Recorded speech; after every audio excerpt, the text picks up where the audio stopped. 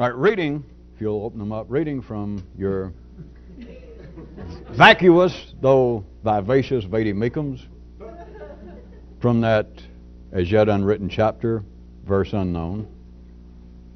That's right, you know where it is. It goes like this. It says, that which talk creates, talk can destroy. A heavy message, especially for those that have recently converted from another way of thinking.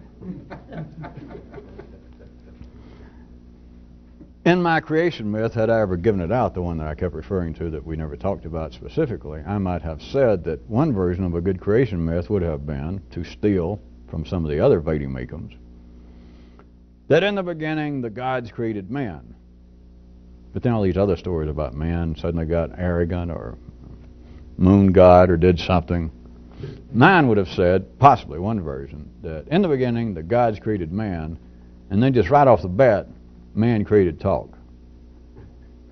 Of course, those of you of a more subtle intellectual persuasion even might realize that even a variation of that would be that right after that, the gods, created talk through man, but left man with that he was suddenly standing around, opened his mouth, and talk came out. And of course, man thought, what have I wrought?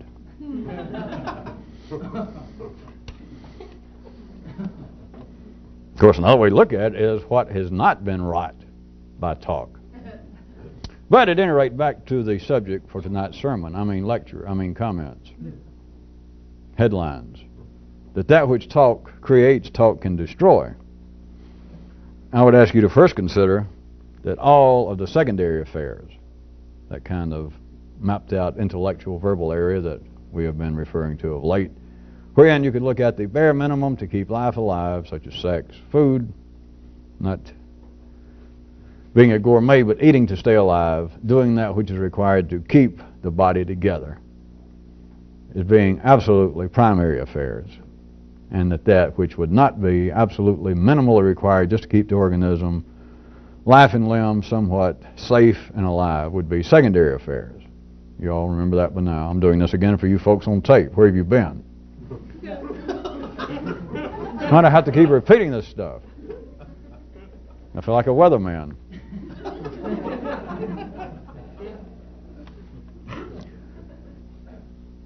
I was going to say, first consider that all secondary affairs are created by talk.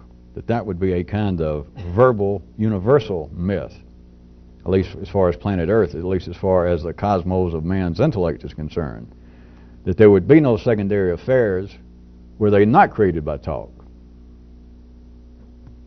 Is anyone's own nervous system going to say, well, that's too complicated, or someone else is going to say, well, so what? Well, consider it this way, that primary affairs can function quite well, quite easily, mutely.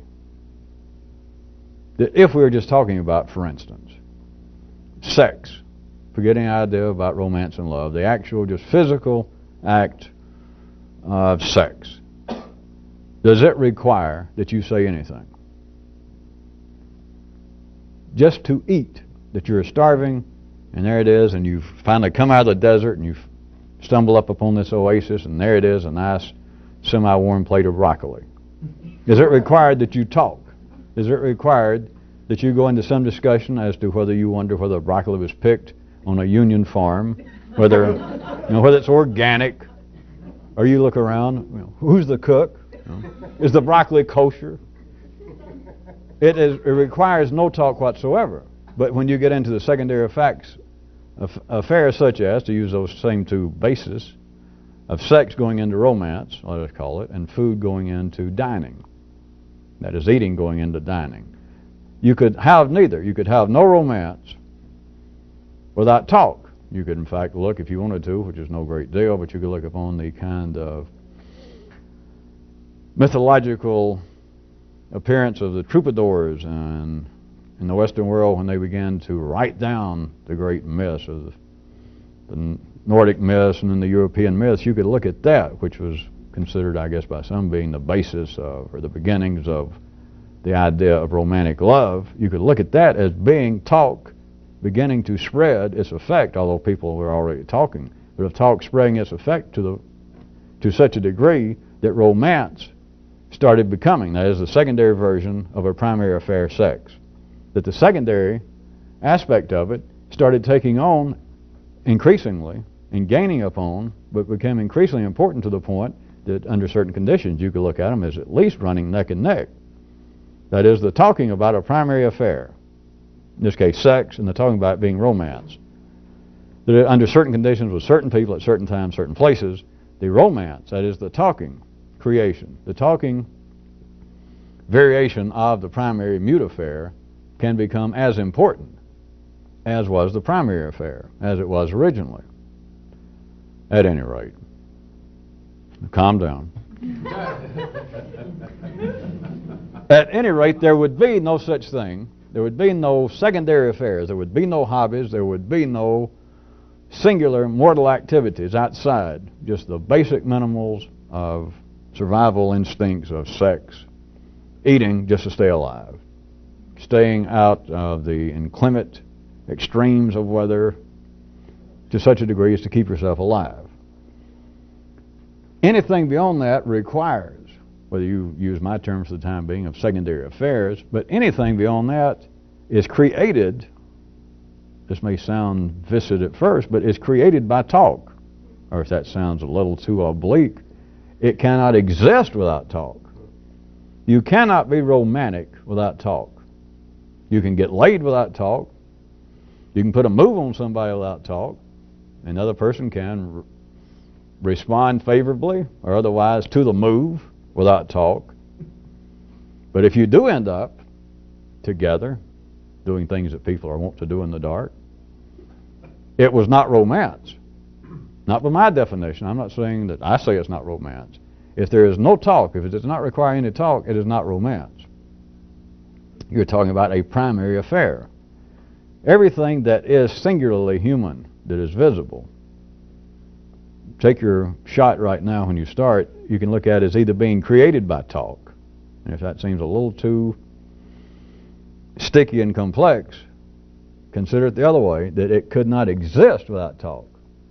Because I understand that to the ordinary intellect, oftentimes here we bring it up in a certain way that, such as I just did, of saying secondary affairs are created by talk. And that is not simply insane or irrational, it just goes against the normal structure of the human language, at least in our part of the world and most other parts, for me to say that talk created such as romance. Because you can't really see from any ordinary view that talk created it. I'm not trying to back up and get out of it, because that is the best way to put it. But I understand that that is not the easiest thing to verbally deal with to start with, unless you just simply do see it and then there's nothing else to say. But if it seems a little too weird, or that just doesn't make sense to say that talk created, say, romance, or talk created dining rather than just eating, then look at it this way. You could not have dining without talk of any nature. I mean, you couldn't have restaurants, you couldn't have menus, you could not request certain food. Because if we weren't talking about dining, you would not be requesting certain food. Your request would be food, and your request would be moot. Like you would grab it, and if it's on somebody else's plate, I guess you'd take a look and see how big they looked, and you'd still grab it. But if you had to talk about it, it's gone past the point of food, that is, of eating. You're into some form of dining, even if you say, what would you do if I took that food off of your plate? And the man says, I'd kill you. And you might say, well, I just wanted to know. That's a form of dining. But now I guess some of your nervous system might say, well, that's not dining, because in this circumstance a man didn't eat. So you're getting better. Because you can go dining without eating. You could go into a fancy, arty restaurant, and you could look down at the menu, and you could try and order in Romanian until they pointed out to you that it was a Bulgarian restaurant. And then, of course, you might be so chagrined that you would go, well, I didn't like the prices, or who's your chef? You might try to talk your way out and leave. And you can say, well, you left and didn't eat, and you end up down at a diner down the street. But it was a matter of dining, you didn't eat. Because you do not have to absolutely fulfill the primary requirement to apparently fulfill the secondary requirement. That is, you can be in love, you can romance somebody without screwing, without sex. You don't have to do the primary, which is another way of looking at what the primary is. If you recall some time back, not that far back, we were even discussing here that in a sense you could look at the secondary as attempting to consume the primary. Not only to come up to such a point, let us say, that in an individual person's life here and there, under certain conditions, that in this one person's life, let us say, that romance is now on an equal footing. It seems to have as much interest, it seems to be as much motivation in this particular case. It's like a racehorse, a racetrack. And romance and sex are sort of neck and neck. But recall what you heard not too long ago, that you could look at it. There is a purpose in trying to look at it this way. That the secondary is almost trying to destroy, / overtake, / consume, / become the predominant dancing partner over the primary.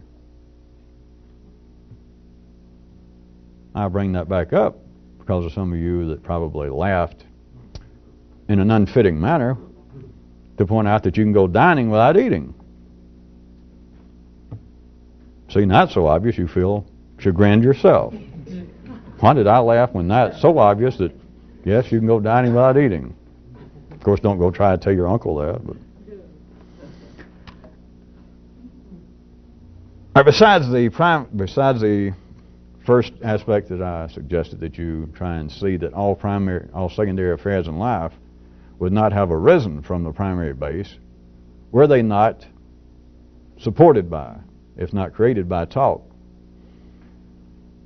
In the second instance, I was going to ask you to consider that a man establishes, the individual person establishes their sense of local reality on the basis of talk.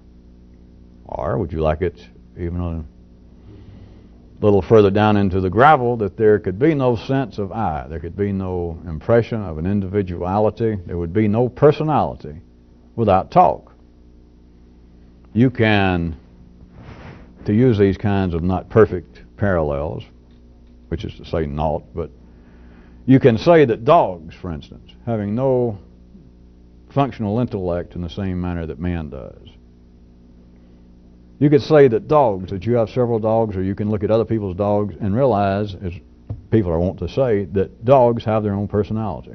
That you've got two dogs at home, maybe from the same litter, two males, or a brother and sister, and that their personality is just completely different. One is very aggressive, and the other one would just go out and lick a burglar's hands if he showed up. And you can say they've got different personalities. And you know that's not true. They do not have personalities in the sense that humans do. I mean, it's not even in comparison. There's nothing to argue. And I know how you can get around an animal and believe it does have a personality. And it doesn't. All you've got to do, assuming that you were a pet owner and that your dog has just a splendid personality because alone you talk to him all the time and he seems to respond in a certain way. Well, you even knows what areas that he's interested in. Well, you don't look at it that way, but you talk to him about the same stuff over and over, which is another night's subject. But it just shows you know what areas he's interested in, and he'll look and his eyes sparkle, and he makes little facial expressions when you mention something.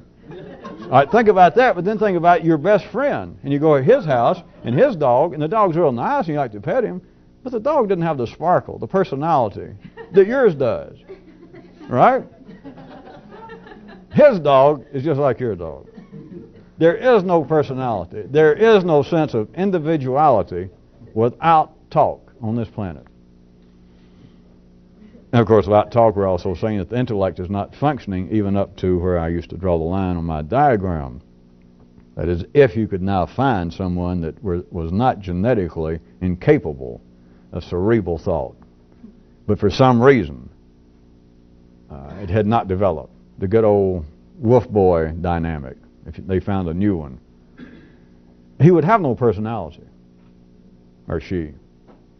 If the intellect, if the brain itself had not, even though it's primed, the potential wiring's there, if it had not been set off to the point that the little nipper or he'll be grown, he or she by now. If they were not talking, they would have no personality. Not any more than you might look at them at first before, of course, they'd get contaminated in one sense fast enough once they'd been found.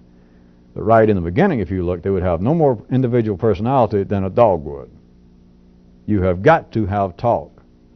Now back to our opening reading, remember that which talk creates, talk can destroy. Could anyone even try and press themselves far enough to look at it, although this is a lesser dimensional description, but to look at it in an ad hoc sense, that there would be energetic validity behind that idea of such that you would have to say that then man, through talk, is creating himself. Do you follow that? Not that man is. We're talking about that you're always an agent for somebody else. But if you just took it at the three-dimensional level, and we're not taking into consideration, if we're still looking at what seems to be from ordinary view as a closed system, which of course it's not, but what seems to be a closed system on this planet, in human life, in civilization, that everything keeps renewing itself in such a way that you can live here on the planet and we do not have to seek outside help. Even though we're getting it from the sun, it seems to be, if you consider the sun and our solar system, that it's all apparently a closed system, which, again, I repeat, it's not, but it appears to be. And it makes enough sense at the three-dimensional level. That's all you need to know. That's a good first story. So at that level is how I'm asking you to consider it, that you would then have to look upon, if you see any profit in considering that talk creates all secondary affairs, that man's own personality, man's individuality, since it is mute and would be primary without talk, then what seems to be his individuality, whether you seem to be a sparkler, an introvert, an extrovert, whatever, is that in some way you created you. Your talk created you. That is certainly not true, but that is as apparently true as it would be to say that this is a closed system, and that there is enough information extant looking within the paradigm of this whole universe, if you want to take it that far, being a closed system. Then it would be equally true that through talk, man starting out is simply a primary creature, mute, interested only, and enough food to stay alive, enough of a balance in the changes and swings of temperatures and etc., and enough sex to keep him going and to keep the race going. But anything beyond that requires that he talk. And so if he talks, then he begins to apparently develop, though people do not look at it this way, of course, but he seems to then develop a personality. But they come about at the same time. You cannot have one without the other. Even though I know that some people are mute. But this has to be operational. They're talking to themselves.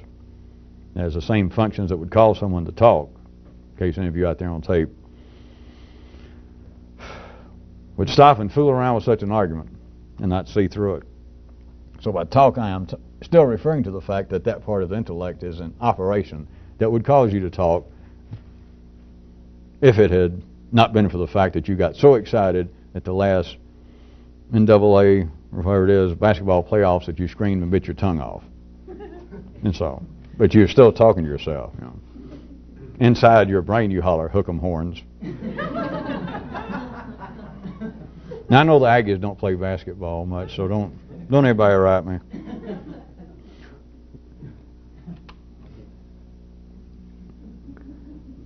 But if you can see that in a certain way there is usable validity, just taking this again as always as a starting point, that all secondary affairs are created by talk, cannot exist without the support of talk. And to see then that using that as the same springboard to start trying to travel in a new intellectual direction, that what seems to be you, what seems to be your individuality, was created by talk, could not survive, would not have become present without talk. Now let's take the second part of the opening. That which talk creates, talk can destroy.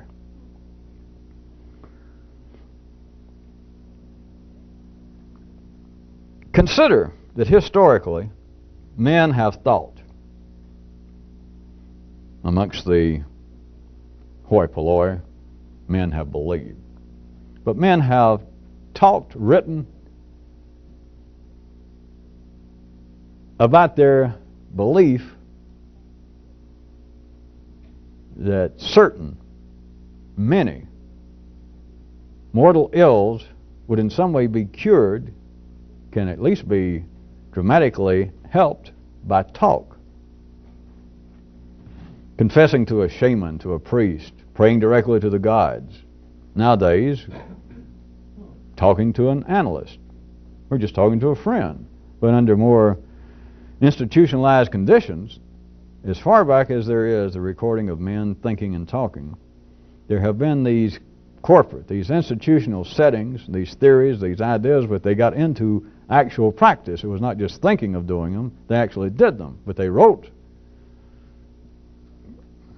copiously about the belief that there are human ills, certain human ills, that can be either cured or dramatically helped and treated by talk.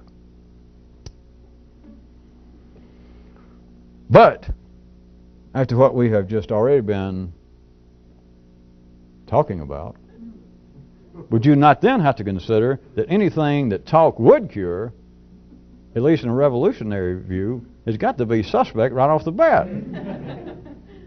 Now, what if it is true? Now remember what I said. Mortal problems. Now that does not, I'm aware of the fact that there are people here and there, they're not in the middle of the bell curve of life's nervous system via man, that there are people who believe that you can pray to the gods, and if indeed you have cut off your finger, that it'll grow back. Notwithstanding the fact that it doesn't, but we know that there are people who say that. There are people who claim it's happened. It just hadn't happened in our lifetime. We got here just a few hours too late when we were born because it just happened. But the middle of the bell curve, the ordinary operations of ordinary man's ordinary intellect, when they talk about the help that could be in some way transcendental, that is out of the ordinary. That you do not go and ask a witch doctor there in the village to try and straighten out your broken leg to set it. Or you do not go out and go through some ritual to pray to the gods to send down food when the whole village or the whole country is starving. We're talking about mortal problems, which are what kind of problems? Well, it's easy to give synonyms. Problems of one's personality. We're not talking about problems of sexual maladjustment. Now, I'm talking about, when we say that now, wait a minute, don't jump psychologically. We're talking about, let us say that you were born, I hate to say it, but without the proper sexual equipment. You were just born and they left off something. Your genes took a walk. People do not normally, the middle of the bell curve, do not go and pray to the gods, or they do not believe that if I go and talk to a psychiatrist, then I was born without a penis. And if I talk to a psychiatrist, I believe that it'll grow back, or I'll grow one finally. No, they would go for what they would call, I know they might call them sexual dysfunctions, but they would go now, they're not talking about the physical problem of not having their sexual organs. They're talking about, well, yeah, I got them, but they don't work right, or I can't function properly, because now they're talking about a secondary manifestation of what was originally a primary operation, and what still is, if it were still operating in isolation. I didn't get you too lost, did I? It is that the idea inherent in the nervous system of man, and in their written, remembered beliefs and ideas, is that there are certain mortal ills. Now, they don't call them by my term, but what they're talking about is always secondary areas.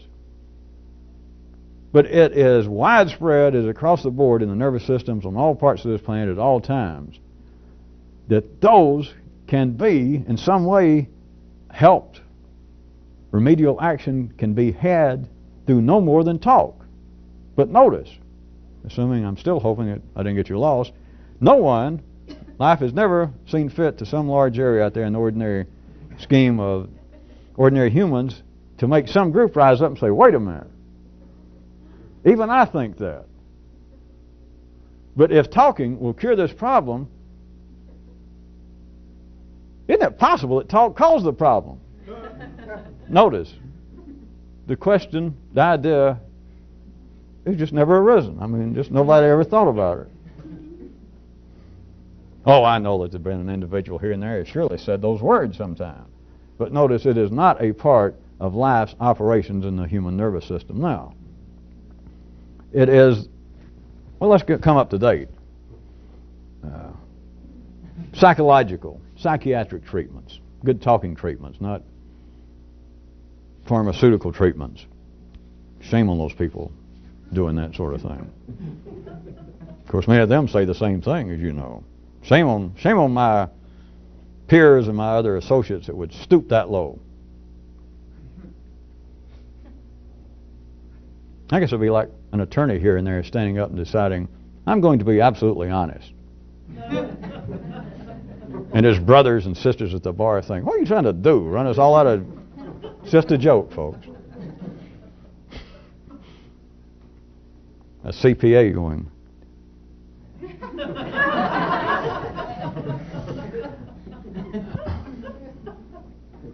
Back to what we were talking about. I know it got a quick laugh, and many of you probably think that you already see it quite clearly, even after that one little mention. But notice, sophisticated, ordinary, educated people, if not actually in analysis, paying lip service to analysis, as they should, it is an important part, the whole area of psychology, psychiatry. The whole thing is extremely important to the secondary affairs, that is, the ordinary three-dimensional affairs of man. It's very important. But people do not think about it in this way, that they go and talk to someone, as I said, whether they actually do it themselves or not. They will pay lip service, they'll support it, they'll say they've read enough or they've had friends under analysis, and they know enough that it has real validity. It's not just a theory, the damn thing works at times. People need it. But to think about that I am going and talk, whether they attribute the benefits to the psychiatrist or to a priest or whoever, but it is the act itself has in some way made me better, has alleviated or lessened my problem. And as far as they're concerned, I'm just an ordinary person. If they go to a psychiatrist and they're willing to pay whatever they charge nowadays, $150 an hour, to sit there or to lay there and to tell a man your problems, that life has not seen fit to make large numbers of people go, all right, now what if this does work? Maybe you're convinced it does work. Maybe you've had friends that went and they all speak highly of it and say it's the best money I ever spent. If you go in debt, it doesn't matter. You should go do it. And you think, all right, I am in some way theoretically convinced that there is validity to this. But notice that life does not move large numbers of people to go, well, wait a minute. If I'm going in to a confessional booth, if I'm going into a doctor's office, a psychiatrist, and pay this money and go through this time, and that by talking, just by talking, in some way I am already convinced that there is, as much as anything certain in life, there is just a distinct possibility, if not a certainty, that I will get better, that my problem will lessen. And just before you walk in, there's not hundreds of thousands of people, just before they turn the knob to go fulfill their first appointment, that go, wait a minute. Holy Mother Jesus. Now wait a minute. If this does work, now go in, and all I did was talk about it for months or years, thousands, hundreds of thousands of dollars, and I do get better, which I want to get better, but it's almost as though there's a bee in my brain somewhere that says, consider what kind of problem it is to start with. Well, I know it's a psychological problem. It's some kind. It's got to be psychological. I just don't know what to do about it. I don't know where it came from. Whether it's my mother, my father, whether I don't know what it is. I'm sexual or psychological. It could be sexual. But I'm psychologically malfunctioning in some way. But if I am convinced already, and that other people are, my peers, people I admire and respect, that talk will destroy the problem, it's almost as though something in my brain's wanting to say, I can't go. If such a person, an ordinary person, existed, what they're trying to hear is where we read our opening chapter and verse tonight, that which talk creates, talk can destroy. They're trying to look at it, or they would be from another way, that which talk can destroy, talk created. No. No, because it's not simply talk. Now, I guess it had something to do with it. It's my father browbeating me all those years when I was growing up and saying, well, you little sissy, how come you're not 8 feet tall and 300 pounds? You know, and he looked like he was Billy Barty. He was always picking on me to, do better. What a disappointment you are. So I guess in a way you could say talk had something to do with it. But I can't go along with what you just said, that which talk might destroy, such as my problem, that talk created. It wasn't talk, it's some kind of, it's some kind of continuing or long-term psychological bruising and trauma that I underwent. Well, back to the 3D world of reason, logic, which is what runs the 3D world. If talk is going to destroy the problem, even ease it and lessen it, if ordinary people even operated ordinarily, intellectually, as their ordinary dictionary said, they would have to, somewhere along the line, face up in large numbers to the possibility that if talk is destroying this problem, whittling it down, then talk's the one that sculpted it in the first place.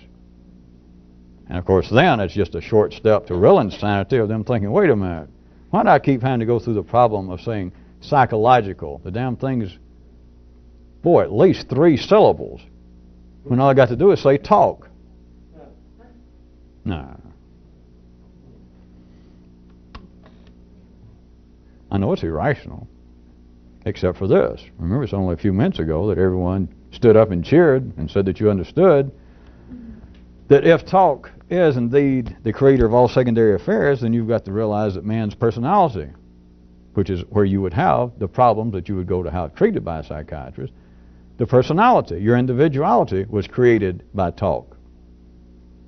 So any problems it's got, I mean, you think they got shipped in by UPS? You think you found them under a cabbage leaf like people used to babies? Back when women didn't have sex before they got married and suddenly used to, for those of you not old enough to know, they had to tell their mother and the preacher and everybody, I found it under a cabbage head. I don't know why they believed it either, so don't look at me. I'm just repeating unwritten history.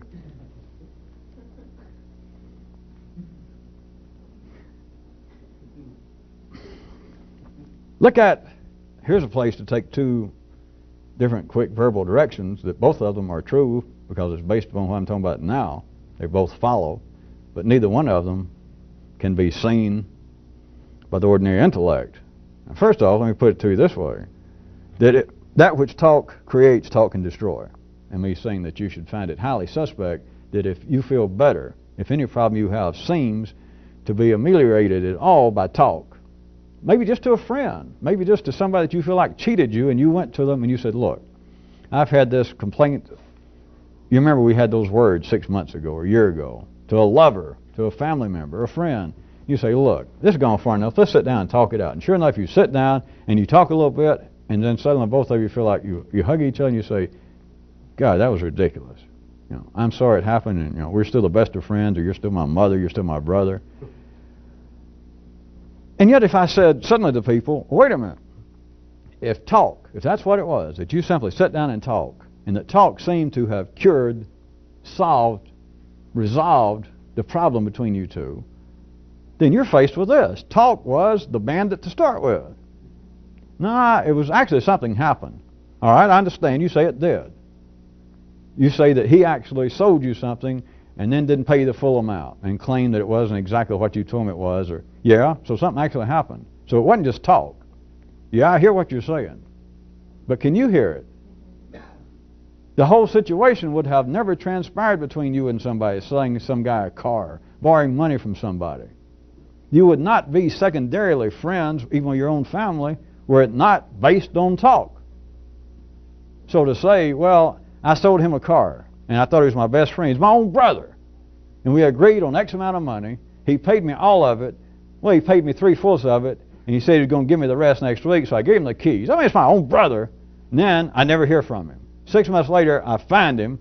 I'm just driving through, believe it or not, Fort Payne, Alabama, and there's my brother sitting there at a truck stop, and I pull in and say, where's the rest of my money? And he said, well, I had to put within 2 days after I bought the car, you told me it was in great shape, and I had to put in a whole new transmission. And so I don't feel like I owe you the rest. And so I want to tell you, this is ordinary people talking to me, I want to tell you something actually happened. That's not talk. Gotcha. But you can't hear it. Had it not been for talk, none of this would have taken place. Well, I'm not going to stop and argue you either see it or you don't, but you're still left with this. Just at the ordinary intellectual level, I'll assume that I know everyone here is, and I will assume you people on tape, that you are at least operating at the middle of the road intellectual level out there in life. That you're faced with this, that if talking will cure, will solve, will resolve an apparent conflict or problem, then it is highly suspect, that is, the basis of the problem originally. If it was not talk-based, how was it that talk resolved it? Now what I was going to point out of a couple of little curious, apparently opposing, though in collusion, ways to look at it. One is that life does not want people, does not want man, in certain areas, in certain respects, to think that some of his affairs might be cured by talk. Right now, I said it was two different little side paths. In one aspect, one area that I've already mentioned, life does lead men in large numbers to believe that talk will help, such as go talk to a priest, talk to a friend. Nowadays, go, in an institutionalized manner, go talk to a psychiatrist, to a healthcare professional. But there are other areas, you just never looked at this way either, that life does not want men to consider the fact that, did you know talk might cure this?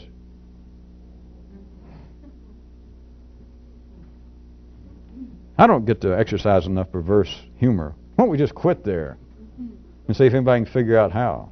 It would take a lot of figuring. But, well, it's no real sarcasm. It'd take the same kind of figuring as to tell a fish, watch out, you're about to get wet. And the fish goes, what, where? You know, watch out for the water. What?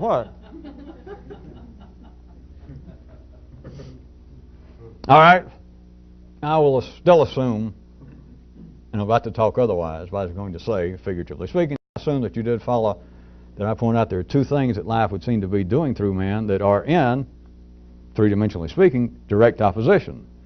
That is the first that I was using, that man does believe, accepts the fact that in certain areas, talk can cure, resolve, greatly lessen some problem.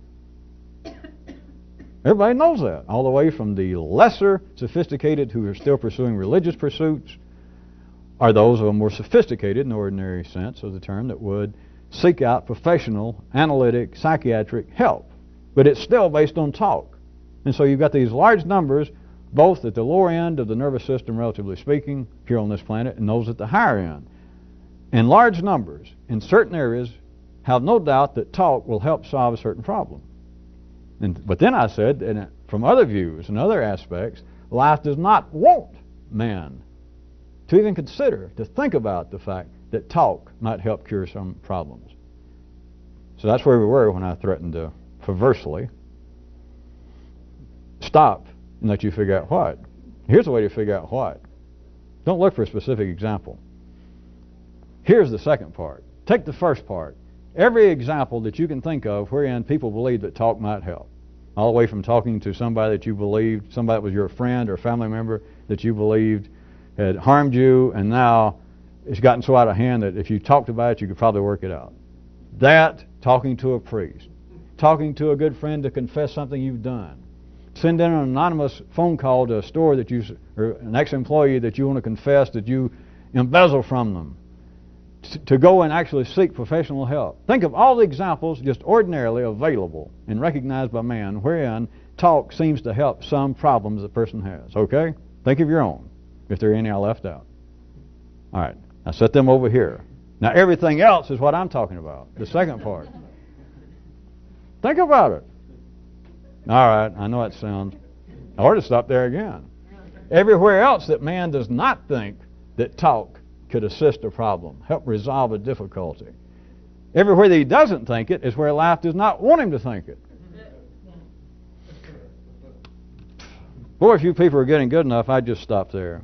Of course, but now you'd be giving me a rousing standing ovation Some of you would be fainting. You'd be going, oh my God, and that kind of thing. But since you're not, I'm going to give you a little example.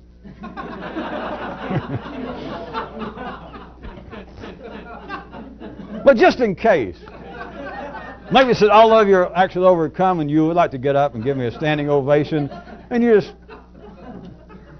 who knows what. Maybe it's too hot and your pants are stuck to your back and you don't stand up and humiliate yourself.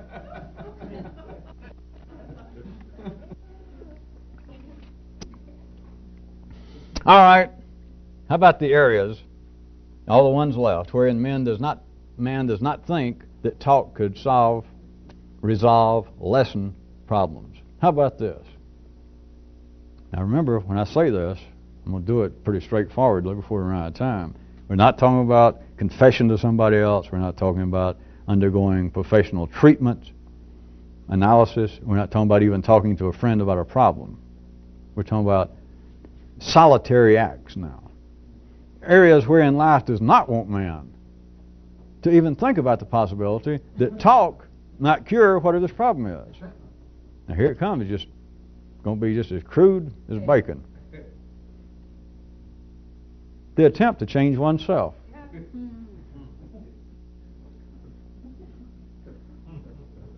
An expanded version of that. You need to take it up about a half a step to do this, but the expanded version is the feeling that I cannot change me, you, our relationship, our life. But see, they both exist simultaneously because there is no one. Life does not produce people in the middle of its own bell curve nervous system known as ordinary humanity, of people who are one way or the other. That is, people who believe that, hey, for instance, psychiatry will cure everything. Nobody in the middle, in the hoi polloi, the middle class, the middle of the bell curve in life, thinks just that. No one also thinks that, hey, psychiatry or religion, talking about problems won't do any good under any circumstance. It is some combination of those two. And they obviously, as everything else in life that you can divide up dichotomously, individuals seem to be primed and wired up to have a greater inclination to talk about, to think about one or the other, if indeed they're primed and wired to think about any particular area that I might mention at all. But in this case, we're assuming that everybody has some occasion, not using my terms, but they think about this. It is part of the energy that runs the civilized inner workings of human intercourse. There may be specifics. Let's talk about one individual, just an ordinary, sophisticated, educated person, that they have faith in analysis, psychiatric treatments of all sorts. They may even still have some lingering faith in their forefathers' religion. They certainly have faith in the fact that talking, trying to sort of get into each other's psychological space when you've got difficulties with your sexual partner or your friends, can be of benefit. All of that under the right conditions, under certain conditions sometimes. Sometimes that sort of thing, for whatever reasons, do not seem to work. Now there is the other part. That is that some of this works. Like some people can be religious. Some people can evidently live the life, just live as bad as a Southern Baptist. And then if they had this kind of arrangement, then they can go on Sunday and go confess to a priest. And the priest says, go out and, say 2 or 3 Lord's Prayers and eat 3 Slim Jims, and you'll be all right. And so the sophisticated person I'm discussing, and I'm making an example, might say, now I can't do that, but I've got a brother. I've still got some friends and relatives. They can do that, and God bless them, figuratively speaking. That seems to make them feel better. It doesn't work for me. I guess going to Harvard just ruined me for either Slim Jims or religion. So they can say that, but they will admit that one of these paths, one of those directions, seem to work for some people some of the time. And they might say, the only way I seem to get any benefit over these kind of psychological problems of that my brother, for instance, he thinks of as being guilt. If he goes out and sleeps with somebody that's not his wife, he can't hardly wait until Sunday. He's told me this. To have to run and tell the priest. So if the priest will say, oh, well, all right, but don't do it anymore, damn it. And he says, all right, I won't. And he says, you're forgiven. Now, it won't work with me, but it does work for him. Now me, I've been unfaithful to my wife, but if I went and told a minister, well, I couldn't even do it. To me, it's just silly. He doesn't have the power to do that, and it's not a moral problem, at any rate. To me, it has to do with the interpersonal relationships between men and women based upon, in light of the kind of stresses inherent in contemporary life. Now, I find some benefit. I've been in analysis now for a while.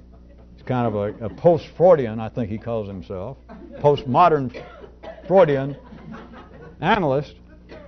And I talk to him. I don't go on a regular basis, but I know the days that he's normally free. And sometimes I'll go on about, I'll be unfaithful for 2 or 3 weeks at a time with my wife. And it just seems to catches up with me. I don't know, I feel guilty, not in a moralistic sense, but I just don't feel good. And so I'll go and I'll go have a few sessions, and it makes me feel better. Do you hear? He is saying under certain conditions, certain people find that talk, they don't call it this, they don't look at this simplistically, this directly, that talk can apparently cure quite real, quite pressing problems that men and women have. But under other circumstances, it doesn't. Because what he's saying is, if I went and tried to talk to a minister, it would not help me. If I went and tried to talk to my wife and said, honey, I've been feeling bad, and you know I don't go to church anymore, so I got nobody to tell this to, and so I want to tell you because I assume it'll make me feel better. I've been sleeping around on you for the last, ever since we've been married. As you might imagine, I would suggest that might or might not have a salubrious effect on your relationship. Your wife may immediately call an attorney. And forget looking for an honest one. Look for one with wild hair.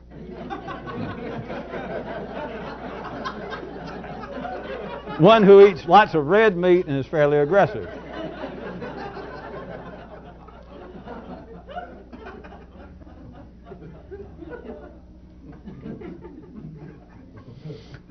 Well, what I wanted you to see, I know this is verbally, I sense it is getting a little complicated when it should not really be. It's just outside the normal pale of the operations of the intellect. And as we start off, and I was trying to get you to see, which I know enough of you did, let's try counting and make it sound like that which talk creates, talk can destroy.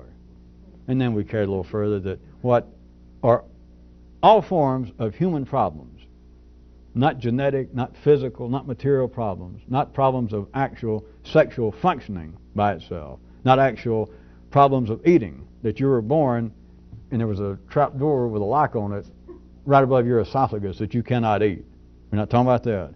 We're not talking about that you have some kind of deformity in the nervous system that you think that the ideal temperature is something like 20 below Celsius, which would, of course, kill you.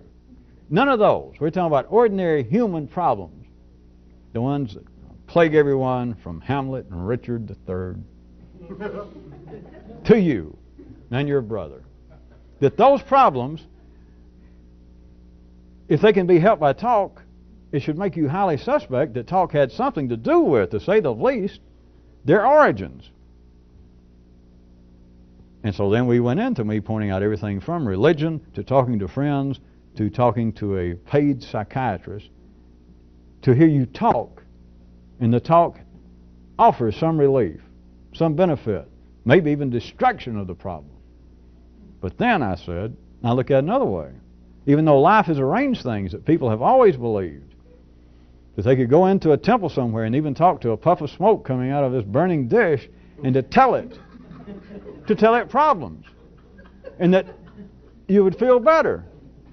Not praying that your penis would grow 10 more inches, not those kind of physical, but to go and pray back in some Greek temple and say, I can't seem to get along with my family or my wife, or something we would call nowadays a psychological problem. And it's not a matter that someone could make a, quote, objective, which is simply somebody else's local observation, but there's somebody standing behind the pillow that says, right, I'm going to follow this guy and see if the gods answer his prayer. Then I could jump out and grab both of them inside their nervous system and grab the observer and say, wait a minute, let's grab this other guy and let me ask him this. You came in here feeling like you had a problem, your problem had to do with your relationship with your wife. And I went, yeah. And I said, all right, on a scale of 1 to 10, how bad did you feel? And he says, oh, about a 9. And I said, all right, when you got through praying to the burning pot there, some statue they had, and I said, you did that, and he was going to follow you, this other guy over here, by his nervous system. He was going to follow you to see if the gods actually answered your prayer. He says he's not even sure there are gods. And I said, now both of you listen. And I asked the guy that did the praying, I said, do you feel better? And he goes, yeah. Of course, if I was dumb enough to do this, now I'd look at the guy that was going to observe, and I'd look at him like, and my look would be trying to say, huh? Do you hear anything? Of course, that's silly because the guy would go, no. No, you grabbed me too soon because you're not letting me figure out. Of course, if it was nowadays, then this guy might go, well, wait a minute. All you're talking about is that's a kind of psychological placebo effect. He's just saying he feels better. Of course, then if I was really dumb, I'd want to take him with both hands and go, well, you dumb son of a bitch, don't you hear anything about life? Are you going to look through two eyes at a 3D world forever? Of course, I'm not that dumb. Because he'd go, well, you got to let me go so I can do a scientific experiment. I'm going to go and actually see where the gods come down and affect his relationship. He's the scientific one. Like he's not going to allow me to say, well, how are you going to recognize when the gods show up and do something? But he's going to say, well, I'm going to make certain observations and see if things change in their relationship, to see if this prayer, as he called it, to some non-existent God I can't see, had any effect. And if I say, well, he already said, he just did that prayer. What was it, 2 minutes ago before he got here and I grabbed you? Yeah, about that. And I asked him, have you seen the gods do anything to him yet? You watched him walk from there, from kneeling and praying, over to here when I grabbed him and you. As far as you can tell, these so-called gods, did they come down and do anything to him? No. You didn't give me time. But has anything happened? No. All right. Did you hear me ask him, did he feel any better about the problem? Yeah. And he said what? Well, he said yeah, but that's just, it's that kind of placebo effect.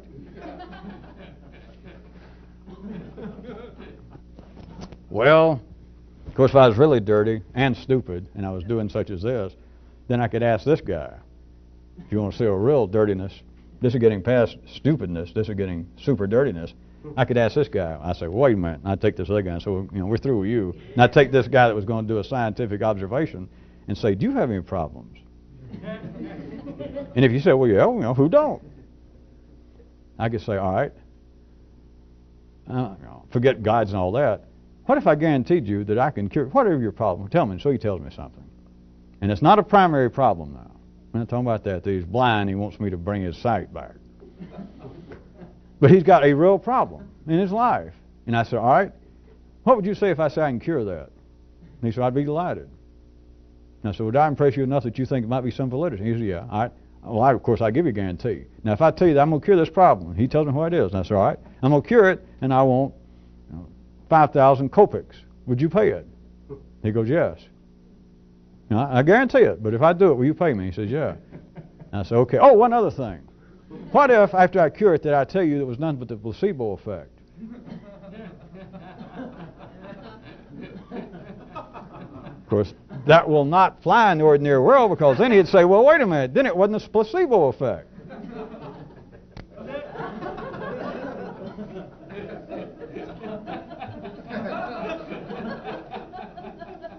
Of course, then if I went back from being dirty to being more stupid again, I could say, you mean that you wouldn't take the cure if it...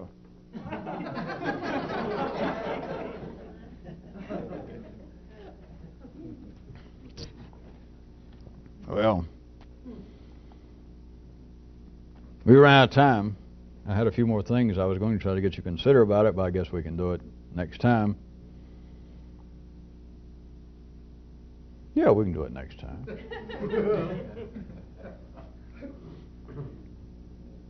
4 minutes. All right. Well, get out your hymnals then. Let's do that. Let's sing along. No, I guess we'll quit. They can patch in 4 minutes on the tape, can't they? Oh, all right, wait a minute. How about this? Consider an aside. You recall you have heard here over the last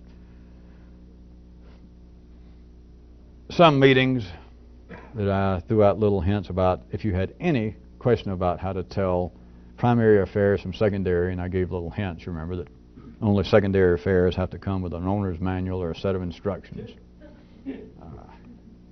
There's more to this than just getting a laugh or pointing out what may seem to be pretty obvious, of course, once I point it out.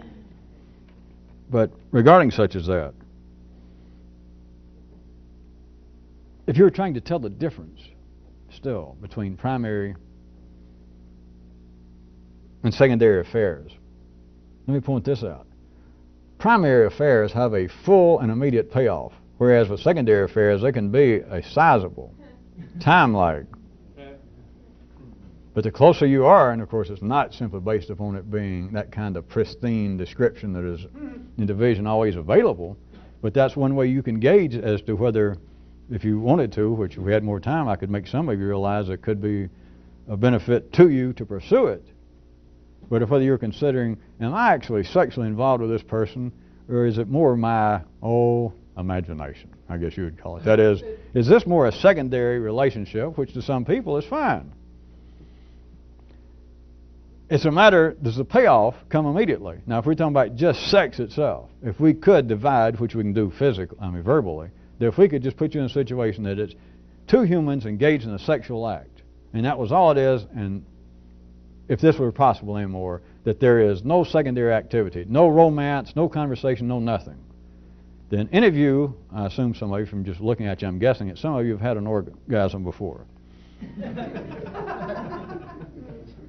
It's an immediate payoff. Those of you who are not laughing, I'm going to assume have never had one. Because as Shakespeare and people in Alabama like to say, after the right kind of sex, you do not feel like repeating that Lever and Stoller classic of Peggy Lee, is that all there is? When it's right, it's an immediate payoff. But in romance, there can be a time lag between what seems to be the initiation of the activity and what seems to be a suitable payoff. Or consider eating. You're hungry. No talk, and there it is, and you grab it and you eat it. And you're hungry. And it was non-poisonous food. It's an immediate payoff. Whereas dining, there can be a long time lag between that is the secondary appetite. The secondary activity of dining, not just eating, but of dining. There can be a time lag. It could be hours. Here's one other. Maybe I'll get back into this sometime. But there is another characteristic that you might consider between primary and secondary affairs, as per my description. That is, secondary affairs are open to revision. Bye.